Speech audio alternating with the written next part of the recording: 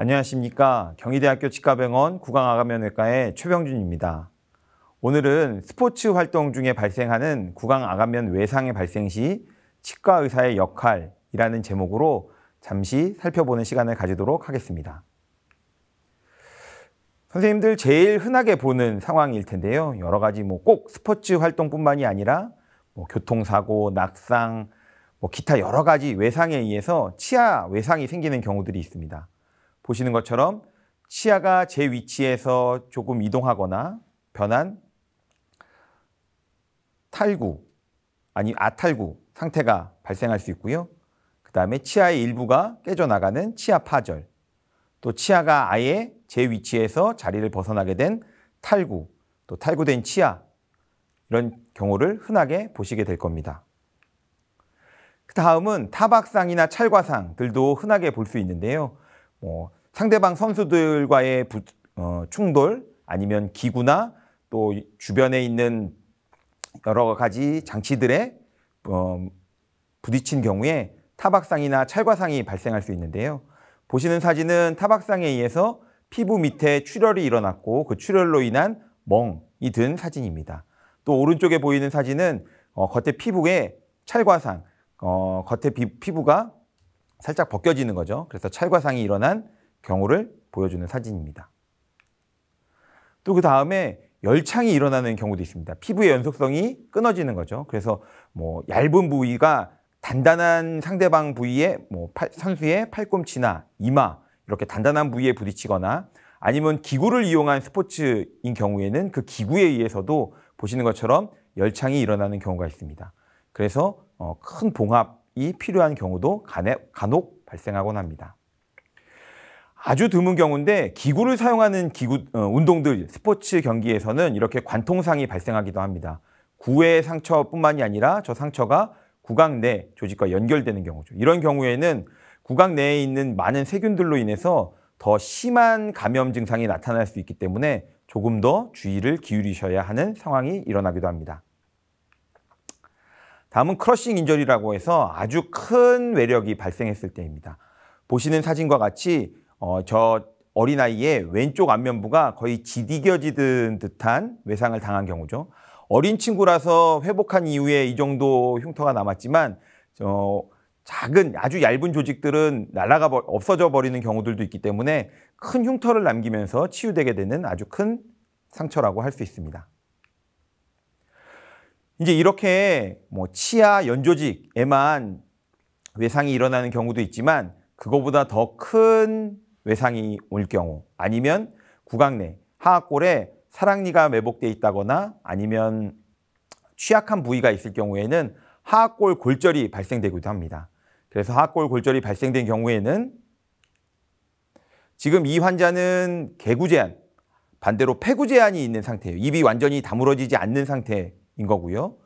보시면 파노라마 영상에서 좌측 우각부에 골절이 발생된 것을 확인할 수 있습니다.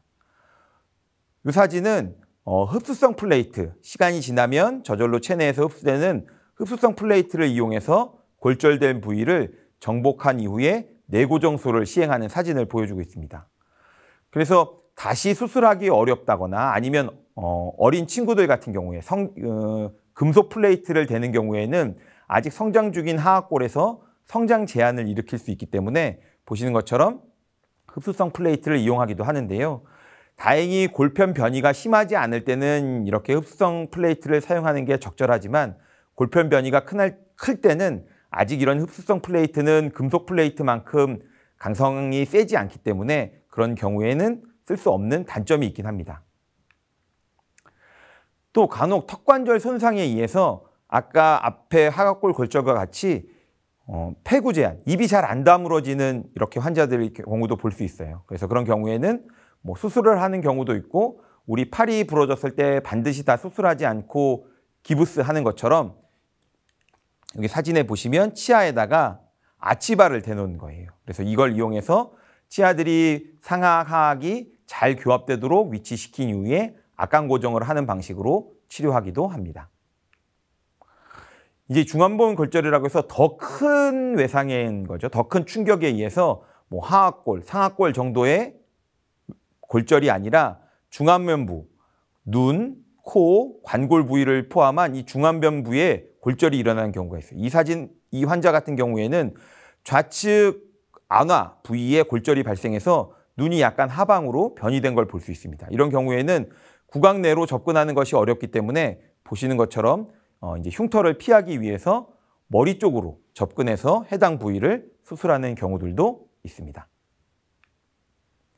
다음 사진은 에노이 프랙처라고 해서 보시는 것처럼 코, 오비탈 안화, 이는 에스모이드, 중안면부의 가장 취약한 부위예요. 그래서 이 부위에 뼈들이 워낙 작고 얇기 때문에 중안면부 외력을 받았을 때 프랙처가 일어나는 부위인데요. 이 부위도 마찬가지로 미간 사이라든가 코 윗부분에 골절이 일어나는 경우에 마찬가지로 아까 보셨던 것처럼 구 내로는 접근하기 너무 멀기 때문에 이런 부위를 통해서 접근하고 정복해주는 수술을 시행하기도 합니다.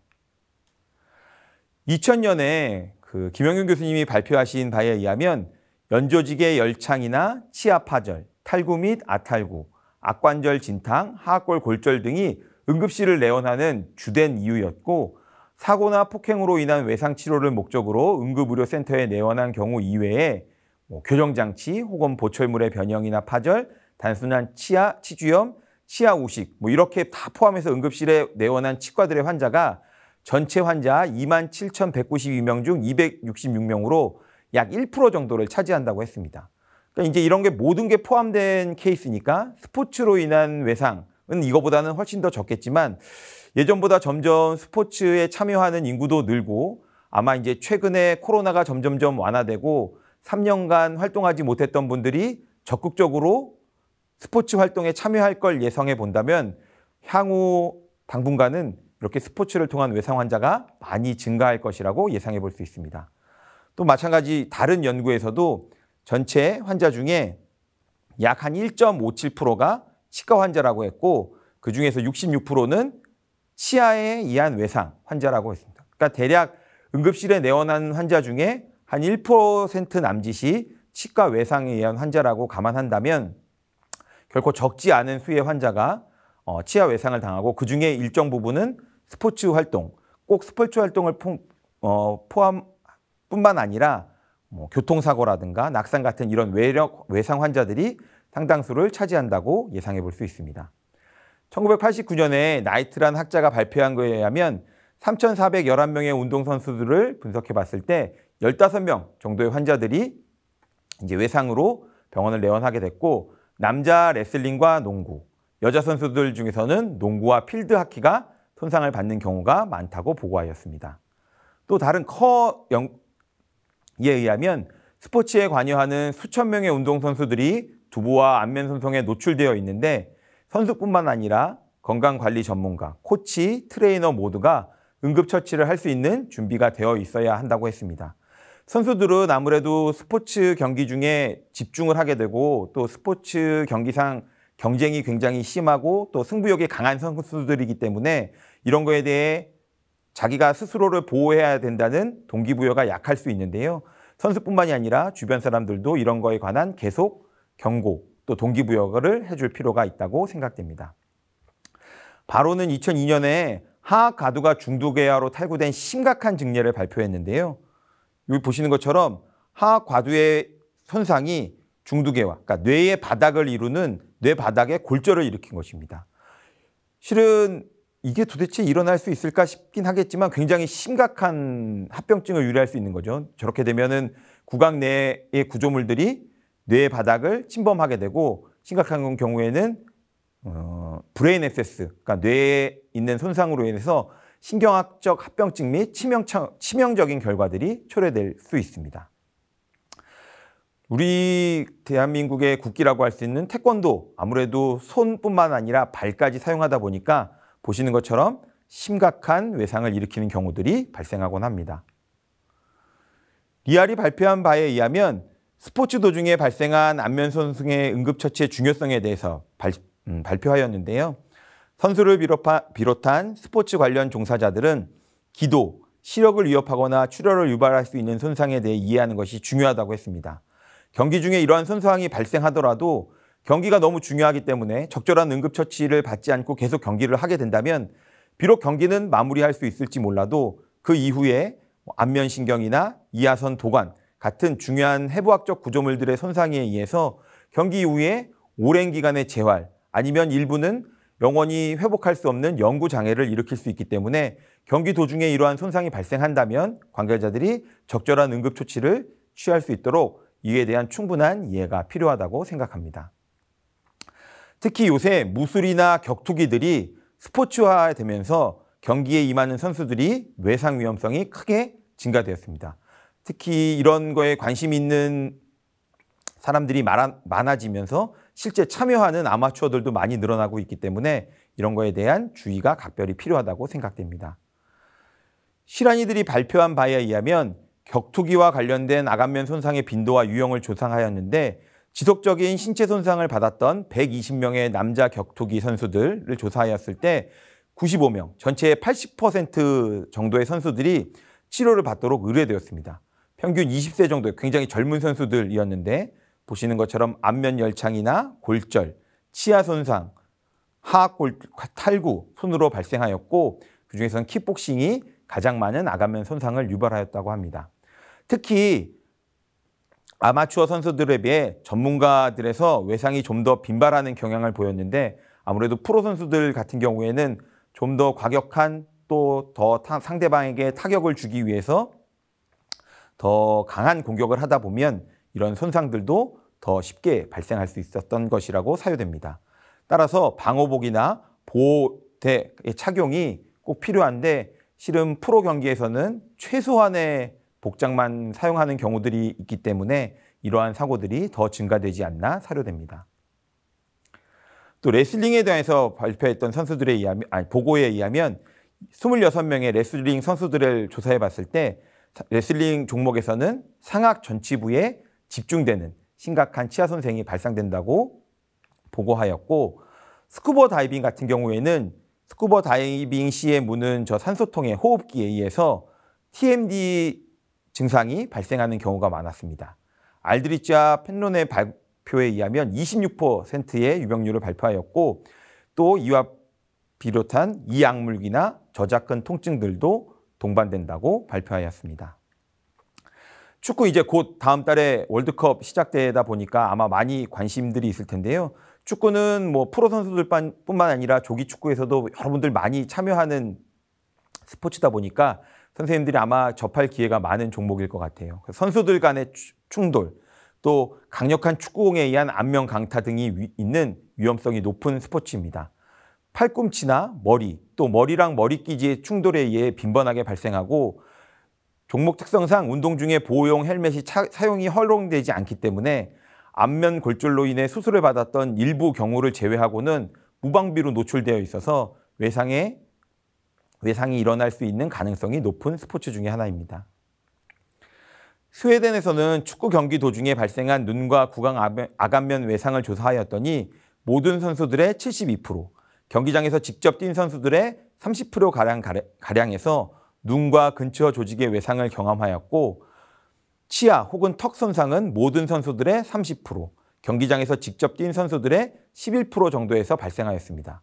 하지만 한 명 선수만 마우스 가드를 항상 착용한다고 언급하였는데 아무래도 마우스 가드를 착용하고 운동을 하게 되면 호흡에 어려움이 있고 그로 인해서 경기력 저하가 우려되기 때문에 선수들은 마우스 가드를 착용하는 것을 꺼려하는 경향이 있는데 실은 어린 선수들 같은 경우에 특히 학생 선수들 같은 경우에는 성장기에 이런 안면 보호를 위해서 법적으로 이렇게 마우스 가드나 보호구들을 착용하는 것이 법제화될 필요가 있다고 생각됩니다. 모든 스포츠는 상대 선수들, 운동 도구, 기둥 및 바닥과 충돌하면서 안면부 외상을 받을 위험성이 매우 높기 때문에 적합한 두부 및 안면 보호 장구를 사용하며 안면 골절의 빈도를 감소시킬 수 있기 때문에 운동 경기 도중 보호 장구 착용이 의무화되어야 된다고 생각합니다. 선수들에게 인터뷰해보면 이런 보호 장구들이 아까 말씀드렸던 것처럼 호흡의 저하를 야기하고 그로 인해서 경기력 저하를 걱정하는 선수들이 많은데요. 적절한 마우스 가드를 사용할 경우에는 교합력이 증가해서 그로 인해 운동 운동 능력이 향상되는 보고도 있습니다. 그래서 적절한 기구를 차용하는 경우에는 호흡 저하를 크게 야기하지 않으면서 오히려 운동 경기 능력을 향상시킬 수 있는 방법도 있기 때문에 꼭 프로스포츠 선수들 이외에도 학생 선수들 뿐만 아니라 아마추어 스포츠 선수들 역시 이런 스포츠 보호 장구를 반드시 착용할 것을 권고드리고, 이런 역할을 할 수 있는 사람이 치과 의사라고 생각합니다. 그래서 선생님들은 적극적으로 이런 스포츠 보호 장구를 원하는 환자들을 만나게 된다면 적절한 진단을 통해서 적절하게 디자인된 스포츠 보호 장구를 착용할 수 있게 한다면 환자뿐만이 아니라 또 그로 인한 외상으로 인한 후속 상처들, 또 아까 앞에서 보셨던 큰 합병증들을 예방할 수 있기 때문에 치과 의사들에게도 큰 도움이 될 수 있는 장치라고 생각됩니다. 아간면 외상 환자를 마주치게 된다면 1차 응급처치를 여러분 선생님들이 하시게 될 경우들이 있을 텐데요. 예전에 학생 때 배우셨던 것처럼 기도 확보 및 경추 보호, 호흡 및 환기, 출혈 조절 및 쇼크 방지를 하게 되는데, 혹시 여러분 선생님들이 이런 스포츠 경기 중에 외상 환자를 만났는데 경동맥 등을 촉지해서 심장이 뛰고 있지 않는 게 확인된다면, 여기 보시는 예전에는 ABC 순서로 배우셨을 텐데 지금은 서큘레이션, 심장 압박을 하는 게 무조건 첫 번째입니다.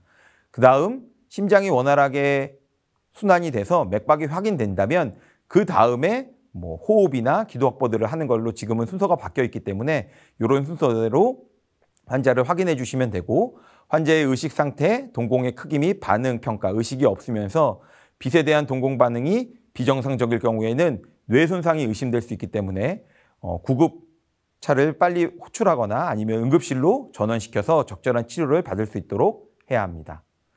그 다음에 2차 평가로 이런 환자들이 어떤 응급 상태를 해소한 이후에는 병력 청취 및 의무기록 작성, 전신검사, 골편의 임시고정, 방사선 촬영, 치료계획 설정 등으로 하게 되는데, 특히 이런 급박한 상황에 의무기록을 놓치는, 누락하는 경우들이 흔히 있습니다. 그러면 나중에 여러 가지 문제, 뭐 2차로 전원할 때라든가 아니면 혹시나 법적인 송사들이 발생했을 때 적절하게 보호받지 못한 상황이 생길 수 있어서 선생님들이 환자를 평가했던 것, 또 치료했던 것들은 꼭 적절히 의무기록을 작성할 수 있도록 시행해야 합니다.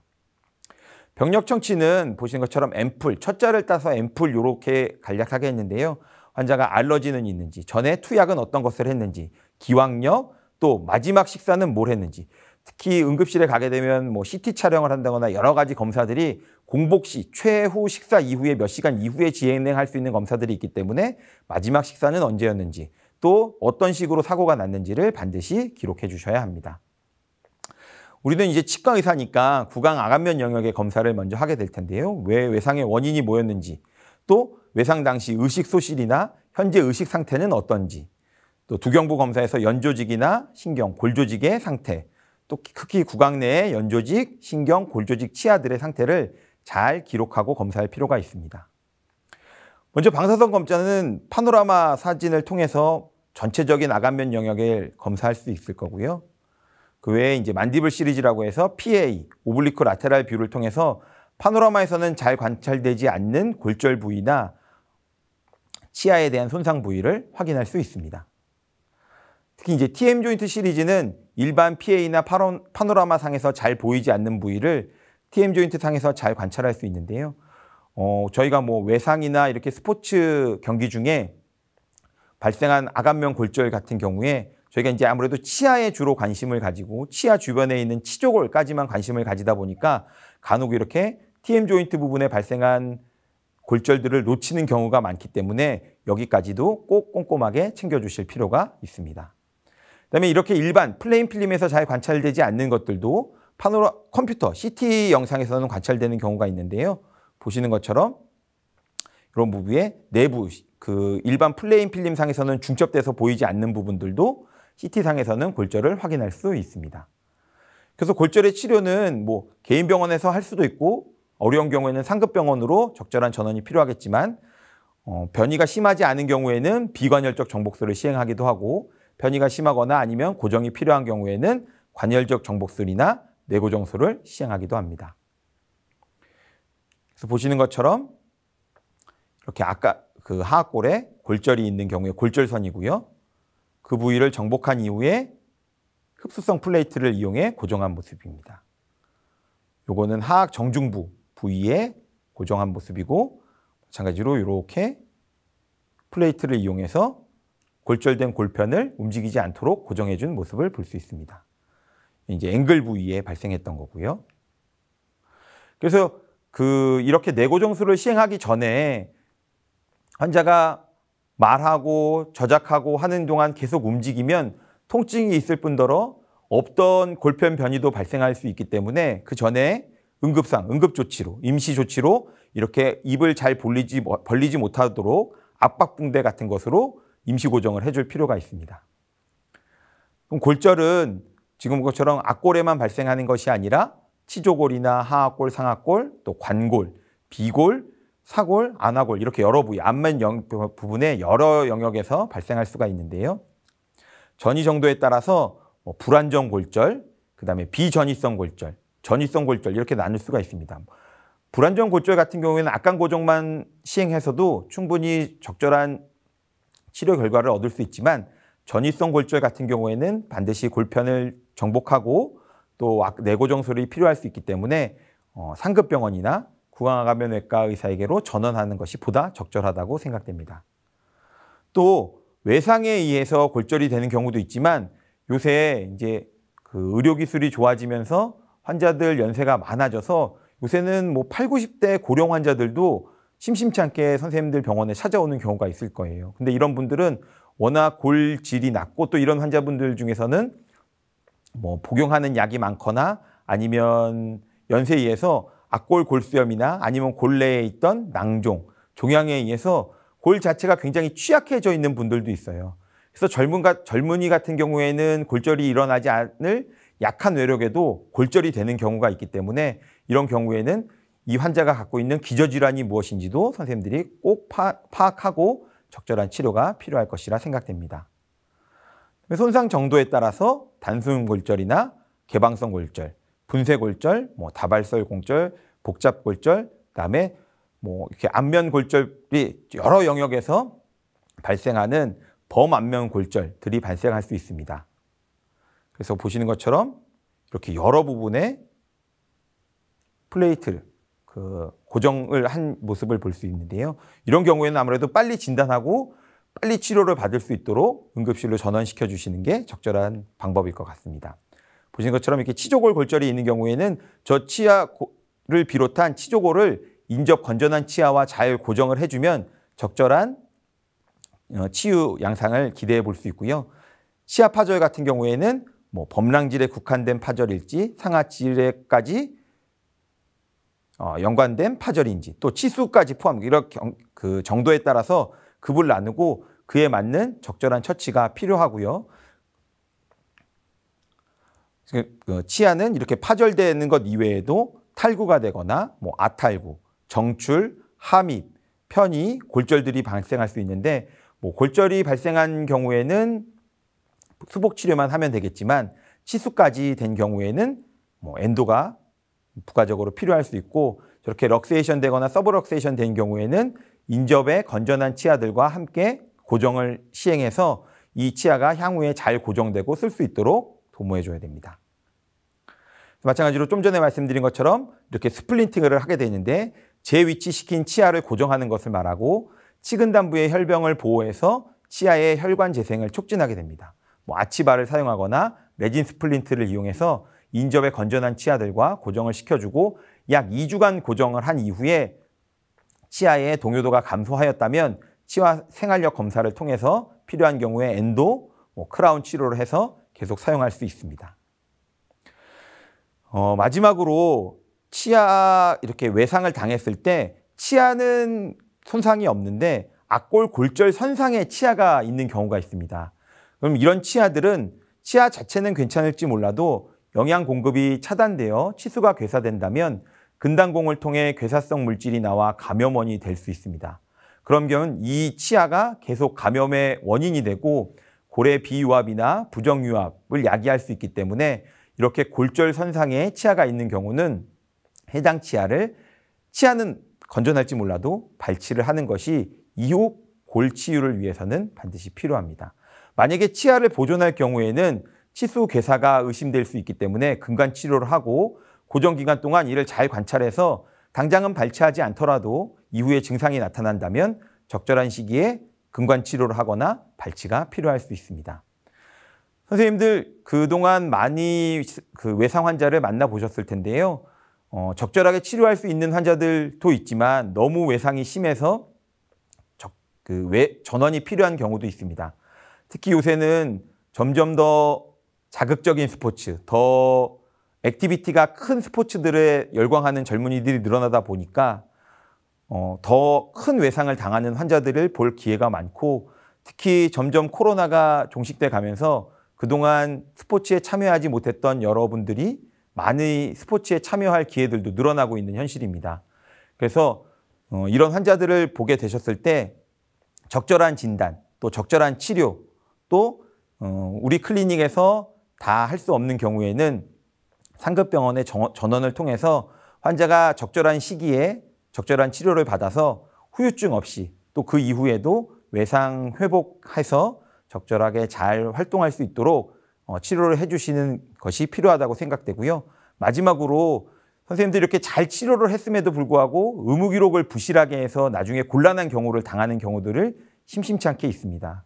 그래서 선생님들이 하신 모든 치료들을, 진단들이 또 잘 의무 기록되어 있어서 나중에 곤란한 일이 발생되지 않도록 그런 의무 기록에도 신경을 써주신다면 환자들 스트레스 받지 않고 환자들을 잘 보실 수 있으리라고 생각됩니다. 오늘 강의 들어주셔서 감사합니다.